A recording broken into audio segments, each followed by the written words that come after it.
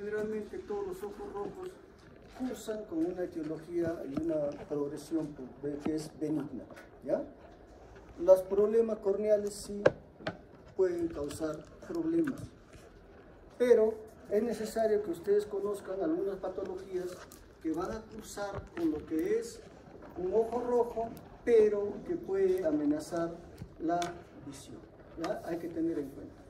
Entonces, cuando nosotros decimos que un ojo rojo puede amenazar la visión, cuando existan algunos signos y síntomas que son característicos y viendo qué patología produce ellas.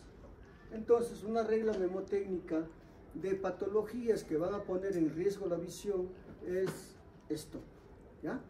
Donde S viene a ser pérdida súbita de la visión, la T, trauma o otras manifestaciones extraoculares y P, la presencia de dolor. Cuando presenten o evalúen y vean este tipo de patologías o de manifestaciones, pónganse alerta porque puede haber riesgo para la visión, ¿ya?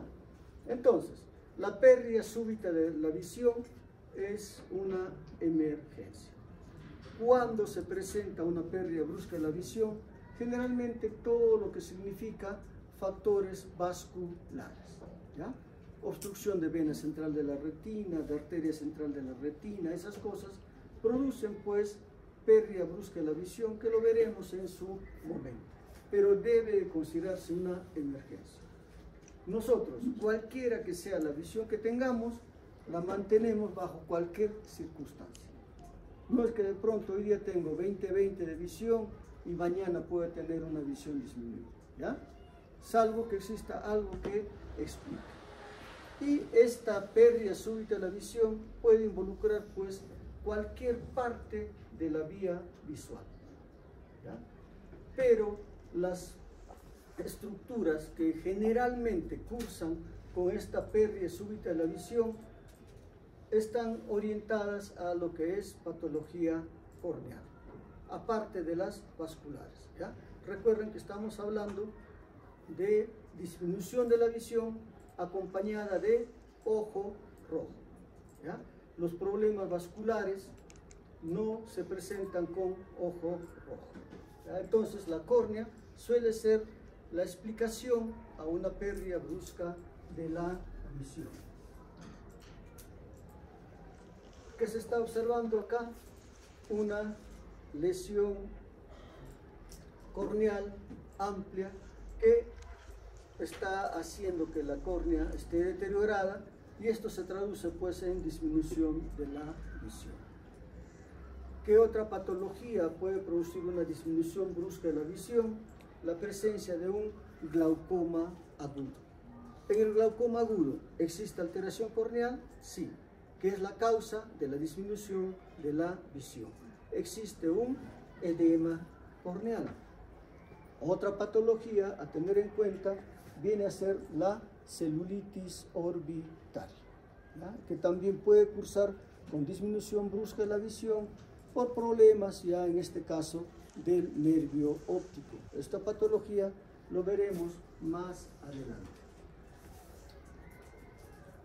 El segundo mecanismo viene a ser pues el trauma, sea que exista un trauma abierto o un trauma cerrado, cualquiera de ellos puede producir alteraciones en la visión o riesgo de que la salud visual se vea deteriorada.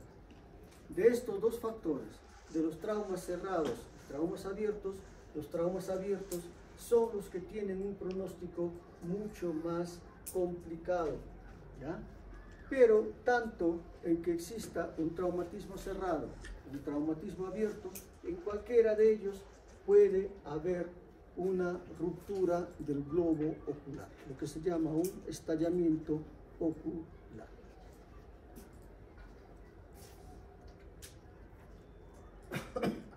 Vean, en caso de traumatismo, un traumatismo abierto, donde se está produciendo una lesión corneal con protrusión de estructuras intraoculares, principalmente lo que es el iris.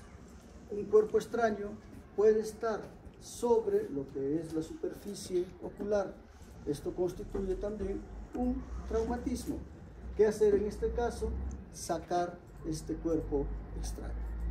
Ahora, ustedes, si están en su serum, ¿harían la prueba de sacar ese cuerpo extraño? ¿Qué dicen? ¿Por qué?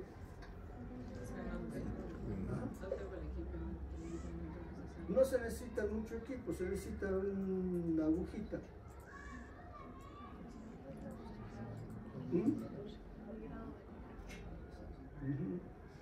Bien, es bastante tentador el tratar de sacar, ¿ya? Pero preferible déjenlo ahí. Le ponen un poco de anestésico tópico, parchan el ojo y lo mandan para que salga, ¿ya? ¿Por qué? ¿Cuál es el factor limitante? De que no sabemos qué tan profundo de la córnea está impregnado el cuerpo extraño. Entonces, no vaya a ser que por tratar de hacer bien las cosas, tratemos de sacar el cuerpo extraño y produzcamos una perforación. Convertimos un proceso extraocular en un proceso intraocular. Entonces, esto mejor lo deriva, ¿ya? Con un anestésico tópico para que calme el dolor y lo deriva.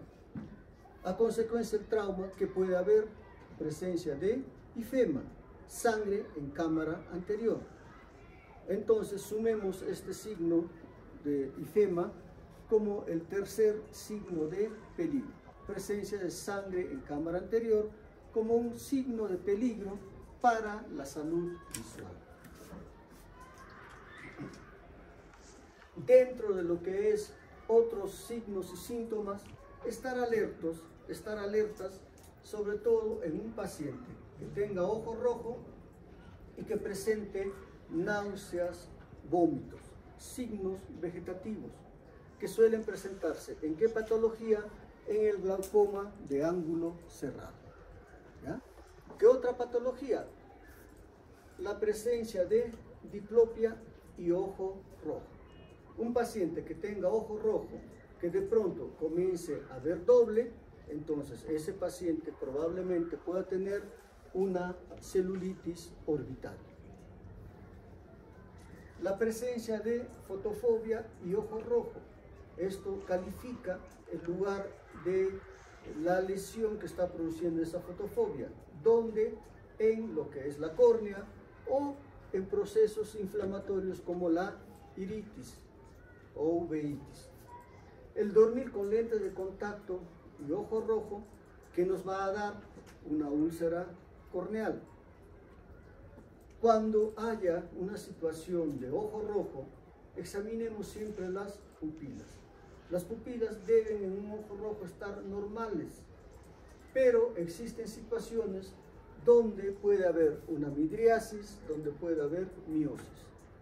En un ojo rojo con midriasis o miosis, vamos a estar frente a lo que es probablemente un glaucoma de ángulo agudo para midriasis o una uveitis en caso de miosis, ¿ya? Entonces, tengamos en cuenta estas manifestaciones, otros signos y síntomas que suelen presentarse en los pacientes con ojo rojo.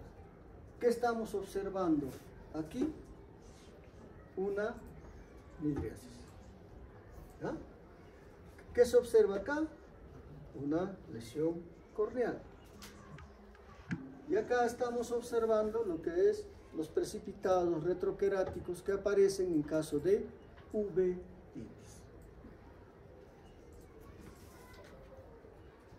Y el otro factor a tener en cuenta viene a ser pues el dolor. De las diferentes patologías que hemos visto, sobre todo en patología conjuntival, no hay expresión de dolor en los pacientes. Sea que tengan conjuntivitis, hemorragia subconjuntival, ojo seco, etc., dolor no va a haber. ¿Cuándo aparece dolor? Cuando aparece compromiso corneal. Ahí sí aparece dolor. Pero un dolor intenso, ese dolor intenso, aparte del compromiso corneal, puede presentarse en casos de glaucoma agudo, en casos de celulitis orbitaria, uveitis o iritis, presencia de escleritis. Entonces, pues, un dolor ocular intenso más ojo rojo, que es lo que debemos hacer, referir.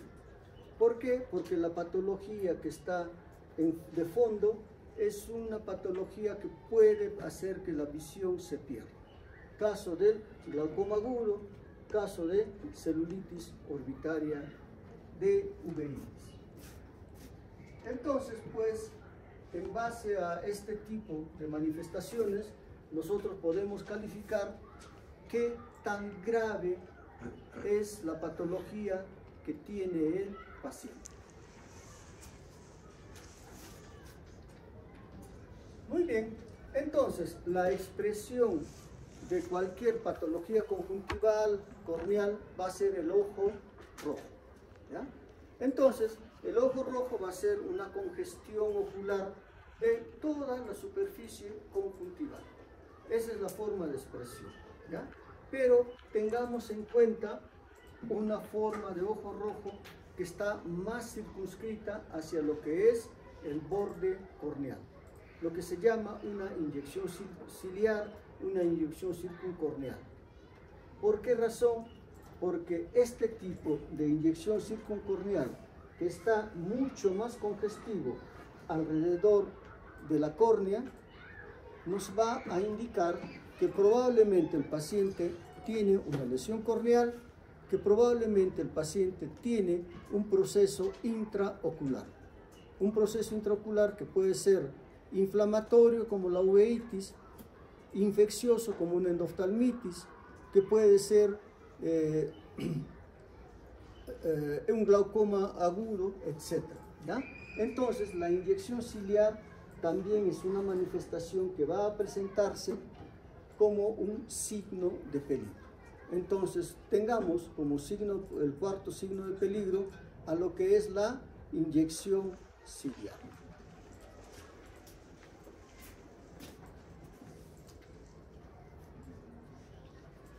A ver, ¿qué habrá ahí? ¿Qué? ¿Cuál será el ojo afectado?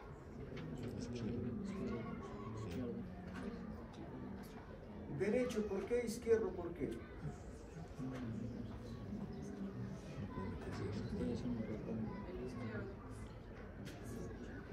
¿Por qué? Porque está proyectando luz en el día. Otra. ¿Cuál estará más congestivo? Ya, si está más congestivo el derecho, ¿cómo está la pupila ahí? Miótica. ¿Qué podríamos descartar ahí?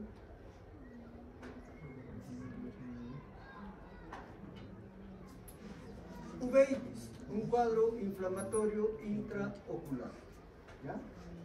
Porque en el otro está menos congestivo. Pero asumamos que esté congestivo y está dilatado frente al otro ojo.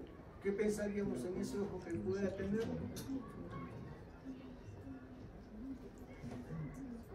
Glaucoma agudo, ¿ya? Entonces, en ojo rojo, veamos siempre pupila. Y si hay anisocoria, entonces uno de los dos ojos está indicando patología.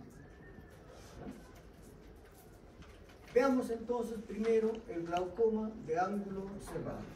El glaucoma de ángulo cerrado, que va a producir el glaucoma agudo, se presenta en 10% de todos los glaucomas y se va a presentar pues en forma aguda, en forma repentina, y esto constituye una emergencia médica, ¿ya? Es muy sintomático, ¿ya? Porque cuando veamos glaucoma es una patología que no causa molestias. Ahí nosotros vamos a buscar al paciente, pero en cambio acá el paciente nos busca a nosotros, de donde sea, ¿ya? ¿Por qué? Por las manifestaciones que tiene el paciente. Y es asimétrico, se presenta en un ojo o en otro, pero no simultáneamente. Entonces, cuando estamos frente a un paciente portador de glaucoma agudo, tenemos que tener en cuenta la dinámica del humor acuoso. El humor acuoso se va produciendo en lo que es la capa de lo que es bueno, se forma el humor acuoso y el humor acuoso va a salir a través de la cámara posterior por la pupila, va a la cámara anterior hacia lo que es el canal de Schlemm y de ahí a la circulación general, ¿ya? Esa es la forma en que se produce el humor acuoso y circula el humor acuoso, que es la encargada de mantener la presión intraocular en límites normales, de 10 a 20 milímetros de mercurio, ¿ya? Entonces, esta producción del humor acuoso es una producción que es casi constante y además el humor acuoso se encarga de lo que es la nutrición del cristalino y de la córnea, que son estructuras avasculares, ¿ya?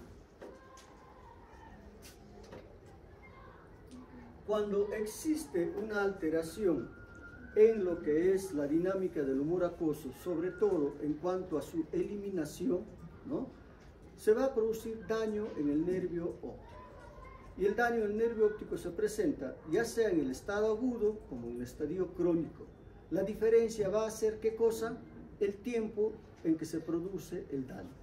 La cosa es de que el nervio óptico es la estructura que va a ser dañada, que puede presentarse con un aumento de la excavación, que veremos en su momento, hasta llegar de pronto a una atrofia de papila.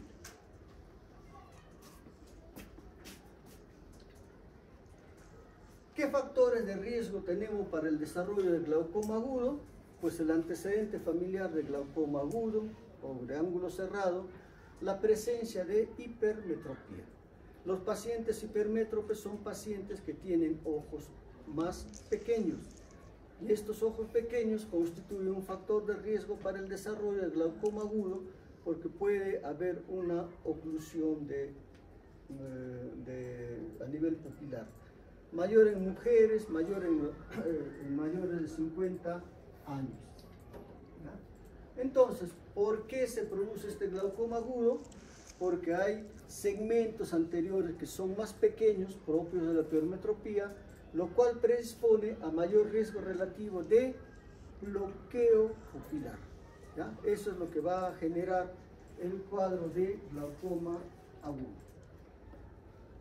Entonces, desde los procesos ciliares donde se produce el humor acuoso, este humor acuoso pasa a lo que es por la cámara posterior, pupila, cámara anterior, malla trabecular, canal de Schlemm, circulación general, ¿no?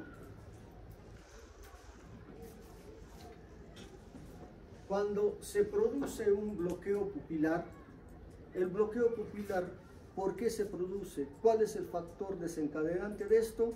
La presencia de una midriasis.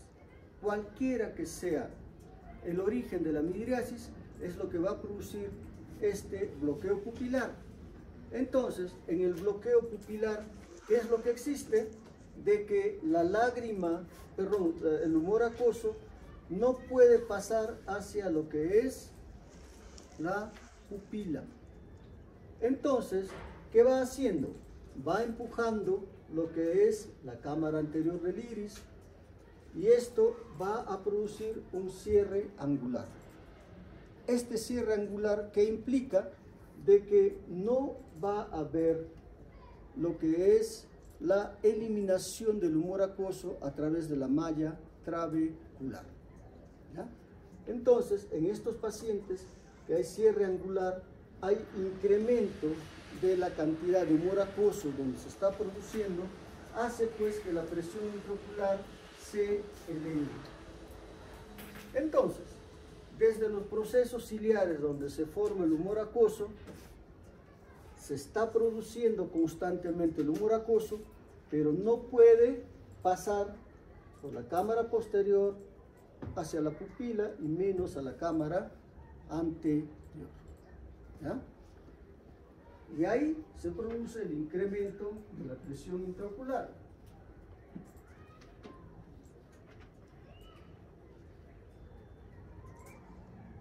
Henrik T. Treyes. A ver, Esa es la fisiopatología del glaucoma agudo. ¿Qué harías para que el paciente no tenga el glaucoma agudo? A ver, en base a esa imagen.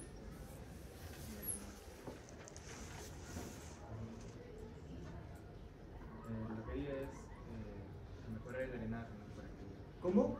mejorar el drenaje hemorragicoso. ¿Cómo? Mejorando los datos de la función por la malla radicular.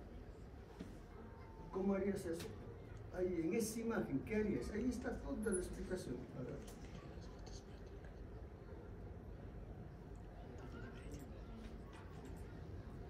Bueno, por las fechas, todo deducir que también reducimos ese bloqueo pupilar, ¿no? También.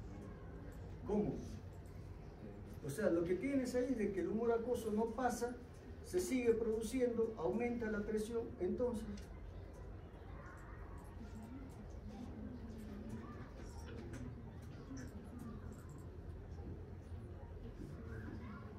Shadra Gutiérrez, ¿qué sería? Bueno, tendríamos que tratar de drenarlo, pero creo que podemos poner válvulas que pueden ayudar a drenar el humor acuoso. Ya, puede ser. ¿Qué dice Jack Vilca? Se podría dar diuréticos también. Ya, ese sería tratamiento o sea, del cuadro agudo, pero en base a esa fisiopatología, porque generalmente cualquier cosa se apunta al por qué se produce y se ataca ahí. Gotas mióticas, tal vez. ¿Cuál? Gotas mióticas. Gotas mióticas, ¿ya? ¿Puede ser? Ya, pero a ver, otra cosa más. Vanessa Concha, ¿está?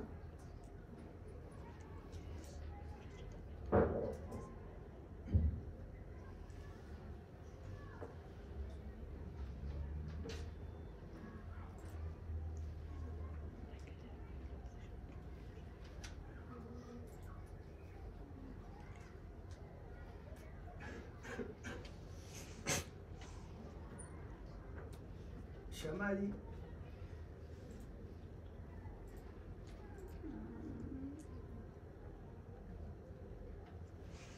Tratar de capturar así por espacio entre el malla radicular y el canal de... Por ahí. Carla Pacheco. Sacar la presión, sería una presión positiva de fuera. Por ahí pasó la presión. ¿Cómo? A ver, chicos, si esto no pasa por acá y hay una predisposición anatómica, con lo que han dicho, bajamos la presión, sí, pero puede volver a tener el cuadro o no. Entonces, ¿cómo evitamos de que no vuelva a tener el cuadro? De que esto no siga almacenándose acá. ¿Cómo abres el espacio? Exacto, haces un huequito acá. De tal forma que si no pasa el lado por acá, pasa por ahí. Listo. Lo que se llama iridectomía periférica, que es el tratamiento que se hace para que no vuelva a tener el paciente otro episodio. ¿Ya? Vean cómo, producto de lo que es el glaucoma agudo, se cierra el ángulo, ¿no? Se cierra el ángulo. En este gráfico todavía se ve más cómo el iris y la córnea prácticamente están en aposición, no hay cámara anterior. ¿Ya? ¿Por qué? Porque detrás del iris está empujando el humor acuoso que no tiene por dónde salir. Entonces, en estas circunstancias se va a producir pues el glaucoma agudo. Va a haber una cantidad de humor acuoso que sigue produciéndose, que no se puede eliminar, y esto aumenta la presión intraocular. Entonces, ¿qué encontramos en estos pacientes?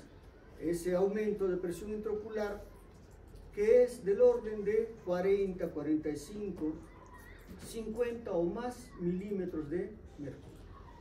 Presiones altísimas. Entonces, ante esta presión, el ojo no se adapta tan rápidamente. ¿Y qué produce? Pues produce un edema corneal. La córnea se descompensa transitoriamente.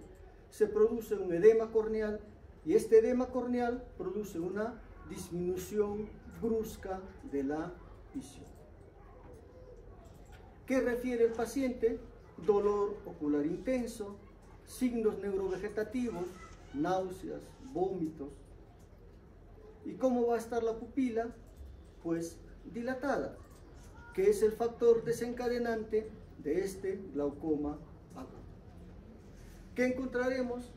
Opacidad corneal, midriasis, una inyección ciliar, una inyección conjuntival, pero a predominio de lo que es el iris. Puede haber en la evolución lo que es una atrofia del iris por esos niveles de presión que está soportando el nervio óptico. ¿Ya? Entonces, el daño que se va produciendo, al final habíamos dicho que se traduce ¿dónde? Hacia el nervio óptico. El fondo de ojo que podamos hacer en estos pacientes no es relevante en el glaucoma agudo, sí en el glaucoma crónico. ¿Qué es lo relevante en este paciente? El bajar la presión intraocular. ¿Y cómo lo bajamos? Con manitol al 20% a 1.5 gramos por kilo de peso, la pirocarpina al 2% para lograr la constricción de la pupila y para evitar que el paciente tenga un cuadro a futuro, la irectomía periférica. ¿Ya? Entonces,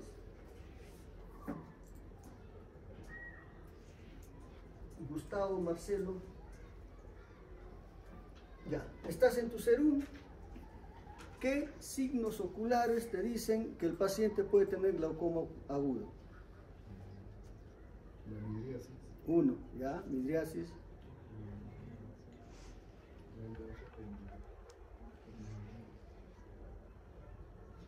Midriasis, ¿qué más? El dolor. Signos oculares.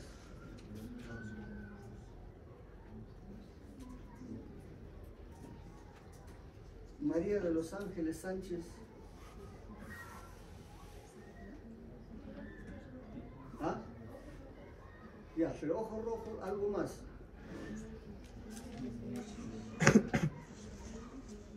Ya. Ojo rojo con inyección ciliar, eso es diferente, porque ojo rojo es, o sea, no te induce a pensar en otra cosa más. Rosario Santos, ¿qué otro signo? ¿Cuál? No se presenta tan agudo, o sea, no, de repente no es bueno tenerlo en cuenta. Ya puedes tener como reserva ese signo. Otro,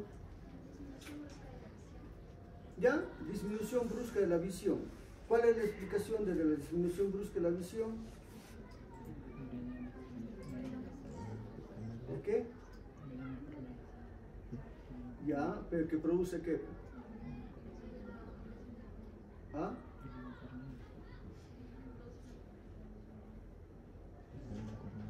Produce el nervio óptico, ya puede ser otra.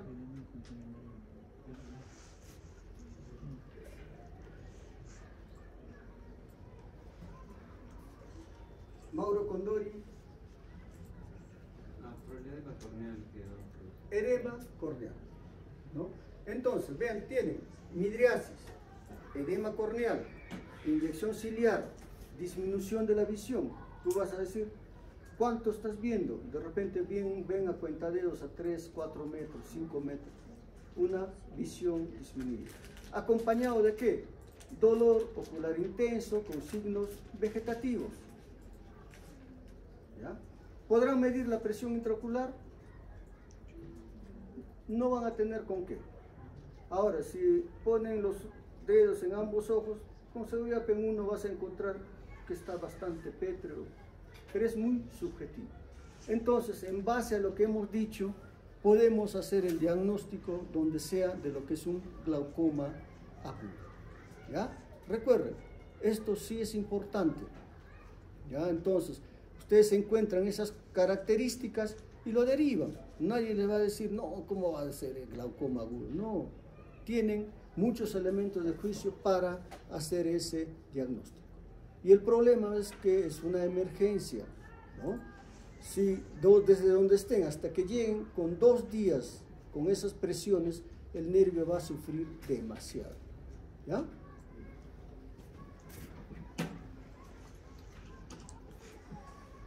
La otra patología a tener en cuenta viene a ser la uveitis.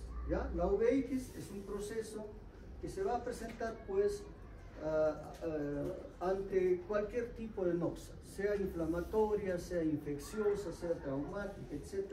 Se va a presentar la uveitis. Puede haber una uveitis anterior, una uveitis intermedia, una uveitis posterior. Las uveitis posteriores generalmente son resultado de procesos infecciosos por enfermedades de tipo granulomatoso. Hoy vamos a ocuparnos de lo que es la uveitis anterior, que cursa también pues con lo que es ojo rojo. Entonces, se va a presentar esta uveitis y esto es responsable de 10 a 15% de procesos de ceguera en Estados Unidos. Se presenta en personas jóvenes entre los 25 a 44 años. Entonces, la uveitis anterior es una patología que suele presentarse generalmente secundario a algún proceso crónico que tiene el paciente, sobre todo lo que viene a ser procesos inmunológicos. La enfermedad de artritis reumatoidea, la espondiloartrosis, son factores que hacen que exista una uveitis anterior. Puede haber también secundario a procesos infecciosos generales, ¿no? A procesos virales, que habíamos visto, o también presentarse como síndrome mascarada. ¿Qué implica esto? Que haya un proceso neoplásico de fondo que se manifieste con un cuadro de uveitis. Cuando se presenta una uveitis y no hay una enfermedad sistémica ya determinada, conocida, es bien complicado el saber cuál es el origen. ¿Ya? Entonces, cuando hay una uveitis, habíamos dicho, cursa con ojo rojo. Y una de las características que vamos a encontrar en estos pacientes es la presencia de algo que se ve a simple vista. ¿No?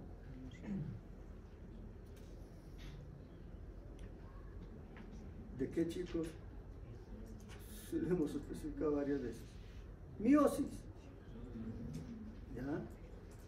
Vemos miosis, ojo rojo, pensamos en uveitis. Ya después se puede ver la posibilidad de ver las otras manifestaciones que ya requieren el uso de instrumentos. ¿Qué podemos encontrar? Tyndall, que son proteínas plasmáticas en el humor acuoso, células inflamatorias también en el humor acuoso, presencia de fibrina que puede producir pues iritis plástica. Los depósitos queráticos son patognomónicos, lesiones que van a estar sobre la córnea, en el endotelio corneal como precipitados retroqueráticos. Puede haber hipopión, un hipopión estéril, reacciones en el vitrio, una reacción inflamatoria en el vitrio porque por vecindad pues la reacción inflamatoria está en todo el ojo, y nódulos iridianos, sobre todo en situaciones de infiltrados granulomatosos. ¿No? Estos son los precipitados retroqueráticos. Esto hace el diagnóstico de uveitis, solo que los precipitados retroqueráticos en uveitis anterior son precipitados mucho más finos. ¿Ya? Esto es lo que se llama en grasa de carnero, que es propio de uveitis posterior, ¿no? Como estamos viendo acá, los precipitados en grasa de carnero.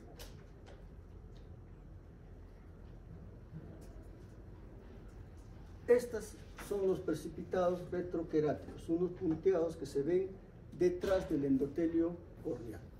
Esto es lo característico y lo que hace el diagnóstico a una uveitis anterior aguda.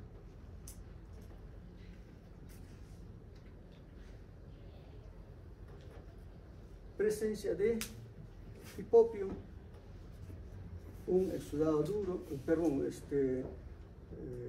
un hipopio que es no estéril, ¿no?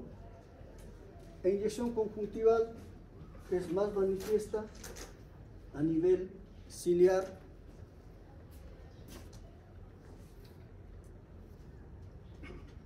Ahí ya estamos viendo presencia de grados de fibrina, presencia de hipopio, ¿no?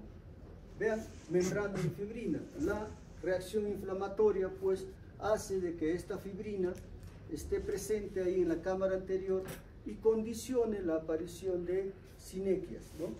Al haber una reacción inflamatoria en cámara anterior, va a haber la posibilidad de presencia de sinequias. Habíamos dicho que puede haber también nódulos. Estos nódulos son los nódulos de Tioch, que van a estar en el borde pupilar, y los nódulos de Busacca, que están sobre el parénquima. Estas dos manifestaciones son manifestaciones de lo que viene a ser una uveitis posterior generalmente. ¿Ya? En la anterior no se nota esto.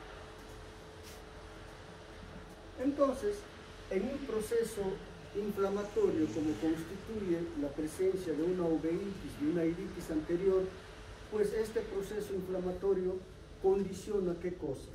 De que las estructuras que están cercanas puedan tener la tendencia a pegarse.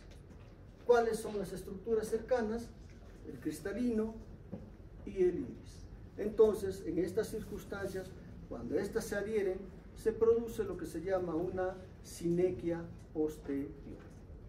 La reacción inflamatoria también puede hacer de que exista lo que se llaman las goniosinequias. Las goniosinequias, pues, a nivel de la malla trabecular, pueden cerrarse esta malla trabecular, puede haber reacción inflamatoria sobre la malla trabecular que condiciona a que pueda haber presiones intraoculares elevadas o condicionar un glaucoma de tipo inflamatorio futuro.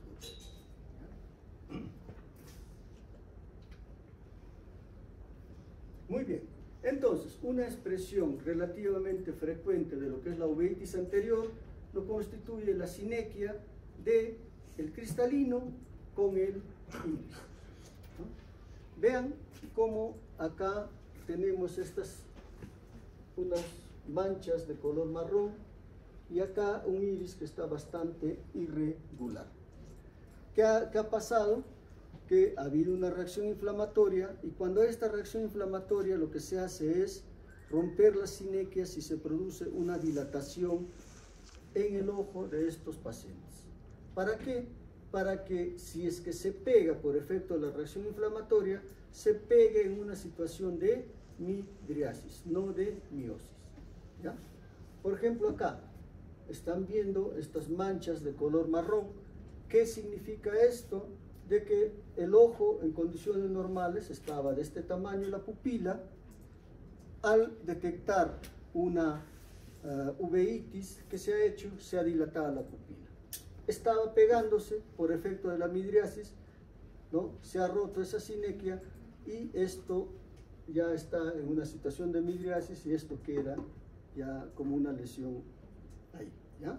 Pero entonces esta goniosinequia condiciona, pues, con esa sinequia posterior va a condicionar a que exista el pegamiento del iris con el cristalino. Acá tenemos, por ejemplo, una sinequia que está acá a las 8 o 9 horas y acá tenemos una sinequia mucho más amplia.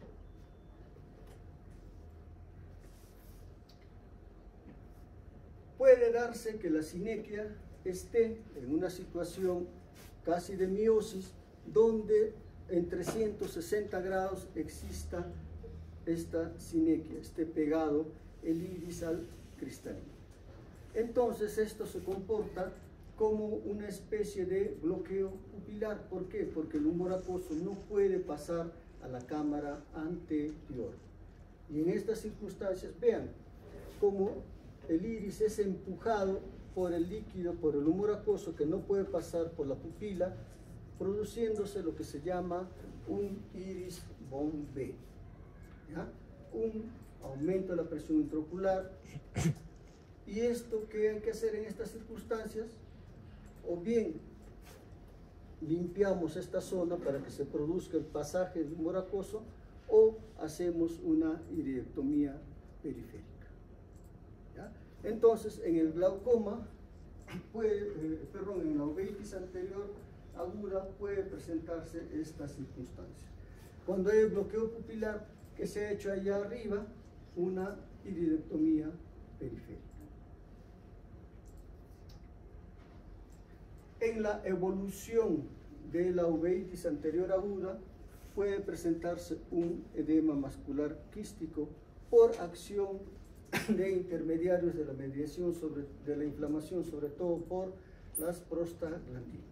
Se forma un edema macular quístico que es responsable de una pérdida de la visión a futuro, ¿ya? Entonces, ahí tenemos, por ejemplo, un edema macular que se está viendo con la tomografía de coherencia óptica y con lo que es la angiofluoresceinografía. Puede haber atrofia de iris como parte del proceso de esta uveitis anterior, y el tratamiento va a ser pues con antiinflamatorios tópicos, aparte de tratar de buscar la causa que está produciendo esta uveitis anterior aguda. Y en el tratamiento también recuerden el uso de midriáticos o cicloplégicos para dilatar la pupila. Con esto que nosotros logramos disminución del dolor y que la pupila, si es que va a pegarse, se pegue en una situación de midriasis.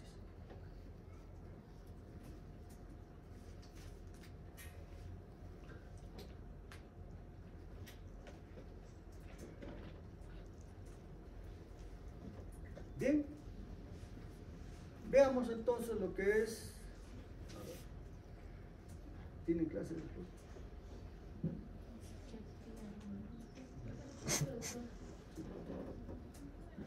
Terminaremos. Bien, veamos lo que es el trauma ocular, ¿ya? Entonces, el trauma ocular es una patología relativamente frecuente. 50 millones de traumas oculares por año son reportadas según la OMS, mayor prevalencia en hombres, sobre todo en personas jóvenes.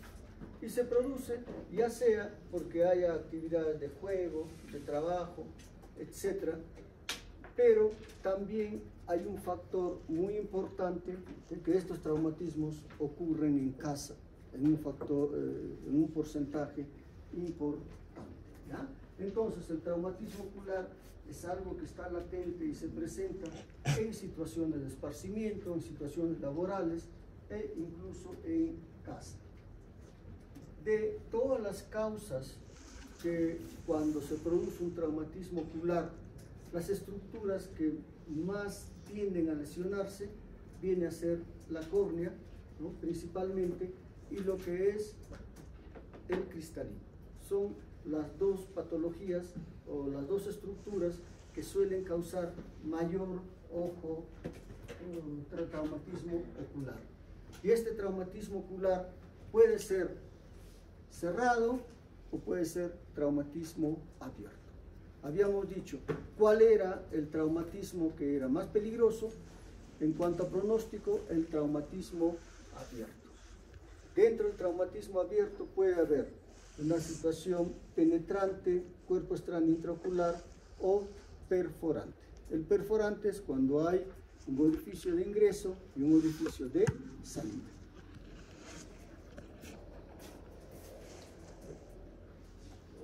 Entonces, generalmente, pues el traumatismo ocular va a ocurrir de pronto en situaciones de politraumatismos. Entonces, cuando estemos frente a un paciente politraumatizado, lo primero que debemos de hacer es preservar la vida y lograr su estabilización. Ya después se ve lo que hay la lesión, en este caso, traumatismo ocular que pueda haber. Entonces, en el traumatismo ocular es importante tener en cuenta si es un traumatismo cerrado o abierto. Ante la duda, lo que se tiene que hacer es tratar al paciente como si fuese un paciente portador de un traumatismo abierto. Por lo tanto, no se debe de aplicar medicación tópica, ya sea gotas o ungüentos, en estos pacientes. ¿Ya? No retirar cuerpos extraños, hacer la historia clínica adecuada, orientada sobre cómo se produjo el traumatismo, y algo que es importante es la valoración de la agudeza visual. Y hemos dicho que nosotros cuando evaluamos a un paciente, lo evaluamos desde el punto de vista de cuánto ve. Y esa agudeza visual es importante evaluar sobre todo en lo que es el traumatismo inicial de un paciente portador de trauma. Y existen algunos scores, ¿no?, para ver cuál va a ser el pronóstico de este paciente con trauma, donde pues qué tanta agudeza visual tenga el paciente es un factor muy importante. La presencia de ruptura, la presencia de infección intraocular, todo eso son factores que van sumando. ¿Para qué? Para ver si el paciente puede comprometer a futuro su salud visual. ¿Ya? Entonces, dentro de lo que son traumatismos, veamos lo que son las quemaduras oculares. Las quemaduras oculares, que pueden ser de diferente tipo, ya sea física, química o radiación, todas ellas radican o tienen una situación de importancia. Pero centrémonos en lo que es lo químico, que produce quemadura por ácidos o por álcalis. Cualquiera de ellos produce quemaduras bastante severas en la superficie ocular. Pero ¿qué o por qué es importante este tipo de quemadura ocular? Porque los ácidos y los álcalis generalmente los tenemos en casa. Entonces puede haber un accidente porque no se guardan adecuadamente estos productos. El hecho es que tanto los ácidos como los álcalis pueden producir daño en la superficie ocular, siendo más peligrosos los álcalis. ¿Por qué? Porque cuando entran en contacto con la superficie ocular, si ese álcali es una sustancia sólida, todavía sigue actuando en la superficie ocular y penetrando a estructuras intraoculares. ¿Ya? Entonces, al haber un daño en la superficie ocular, el tratamiento inmediato y más importante que va a determinar el pronóstico visual viene a ser la irrigación. Ante un cáustico que ha tenido contacto con la superficie ocular, lo primero que debemos hacer es irrigar esa superficie ocular. ¿Ya? Recuerden, ese es el tratamiento más importante, una irrigación con cualquier tipo de líquido, agua, de caño, etc., por 10 a 15 minutos, y después recién el solicitar ayuda. ¿Ya? Entonces, pues, en un paciente que tiene una causticación, ¿qué puede producir? Puede producir alteraciones en lo que es la superficie corneal, que dependiendo de la magnitud y de la concentración del cáustico, producirá mayor o menor lesión. ¿Ya? Pero ya saben, el tratamiento inicial, ¿cuál es? Lavado, ¿ya? Eso es lo más importante. Después busquen ayuda, pero no hagan lo contrario. ¿Ya? Ahora, puede ser esto por situaciones eléctricas, por situaciones también de radiación. Por ejemplo, ¿qué patologías también se presentan como causticaciones o como quemaduras? Cuando uno está viendo a un paciente, a una persona soldar, y nosotros lo estamos haciendo sin protección. Cuando estemos expuestos a la nieve sin lentes protectores, también se produce una lesión en lo que es la superficie corneal, que se va a traducir ¿por qué? Por una desepitelización corneal amplia, y esta desepitelización corneal amplia se produce pues entre las 4 a 5 horas del evento y va a haber una lesión corneal amplia bilateral. Al ser un cuadro agudo, ¿cómo se manifiesta? Por dolor ocular, lagrimeo, fotofobia, presencia de queratitis punctata si examináramos al paciente. ¿Qué hacer en estos casos? Pues ocluir el párpado o ocluir los ojos y esperar la cicatrización que se da entre 24 a 48 horas. ¿Ya? Esto referente a lo que es la calcificación.